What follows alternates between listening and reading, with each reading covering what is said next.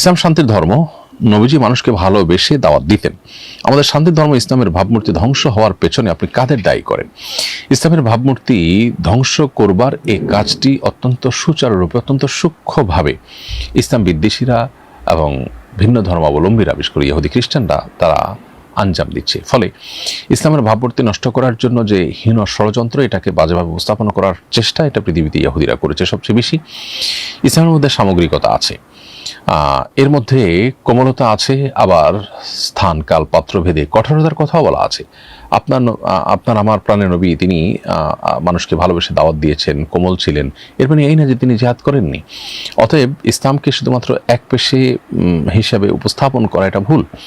আমাদের অনেক মুসলিমরা মনে করেন যে ইসলামের যে আপনার কঠোরতার বিধিবিধানগুলো আছে স্থান কাল পাত্র ভেদে, অবশ্য সেগুলোকে যারা ধারণ করেন বা বলেন, তারা বোধহয় ইসলামকে কালাট করার জন্য দায়ী। হ্যাঁ, কোনো কোনো ক্ষেত্রে আমাদের ভুল আচরণ, ইসলামকে ভুলভাবে উপস্থাপন করাটার দায় আছে এবং সেই দায়টা আমাদের স্বীকার করতে হবে।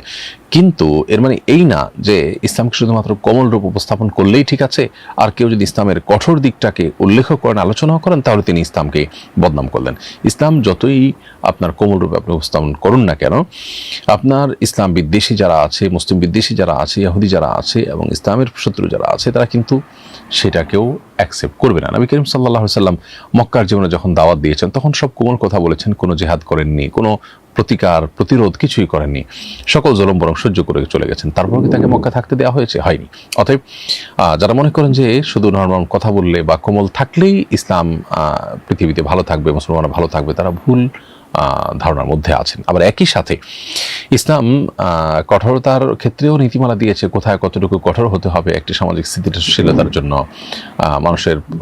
মানুষের এই প্রয়োজনে যেখানে যতটুকু কঠোর হতে বলছে সেখানে ততটুকু হতে হবে। সেখানে যদি আমরা সীমা লঙ্ঘন করি, আমরা যদি অপাত্রে কঠোর হই এবং মাত্রাতিরিক্ত কঠোর হই এবং সেক্ষেত্রে যদি শরিয়ার গাইডলাইন ফলো না করি, তাহলে সেক্ষেত্রে আমরা ইসলামের বদনামির ভাগিদার হব। সেটিও আমাদের। এরপরে প্রশ্ন হলো, আমি যাকে সাদকা দিয়েছি, সে যদি সেই সাদকার টাকা দিয়ে কিছু কিনে আমাকে আবার গিফট করে, তবে সেটাকে আমি খেতে পারবো?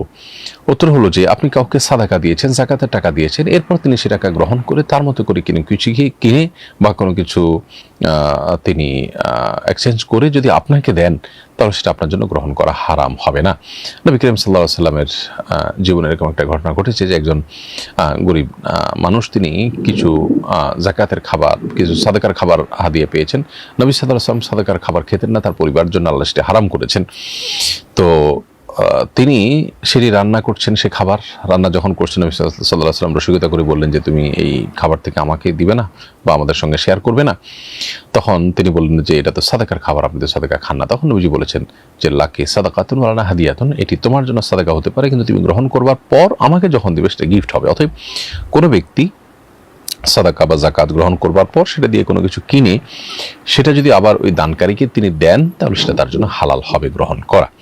আর যদি এটা পার্ট অফ প্ল্যান হয়, আগে থেকে পূর্ব পরিকল্পিত হয় যে ঘুরে ফিরে আমি নিয়ে নিব, এটা জাস্ট অভিনয় করলাম, তো সেটা তো গুনাহ হবে স্পষ্টত।